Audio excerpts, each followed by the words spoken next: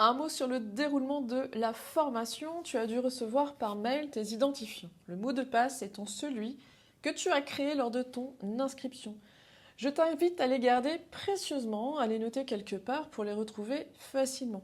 Ces accès sont nominatifs et associés à une adresse IP, ce qui veut dire que si tu t'amuses à diffuser tes accès à droite et à gauche, il est possible que tu ne puisses finalement plus accéder à la formation car j'aurais bloqué ton compte.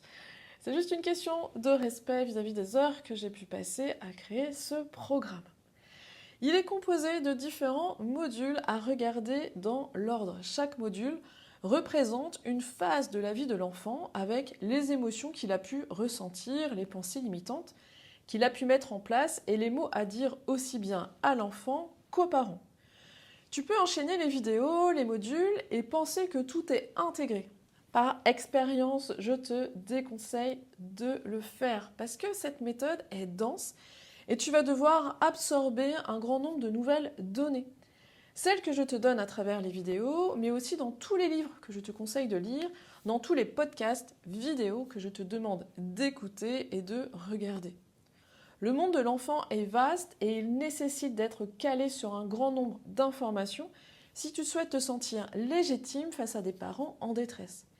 Je t'invite à prendre le temps de mettre en pratique ce que je t'apprends à chaque vidéo, à lire toute la description en dessous de chacune d'elles. Tu y trouveras aussi toutes les questions auxquelles j'ai déjà répondu.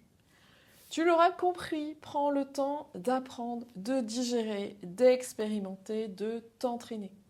C'est la clé pour te sentir en confiance et légitime face à des parents très demandeurs qui comptent sur toi pour les aider. Alors, comment j'ai conçu le programme? Eh bien, c'est simple, je suis partie de mes séances et j'ai déroulé les questions comme je le ferais si j'étais en présence de l'enfant et des parents, afin que tu suives pas à pas ma manière de faire en consultation.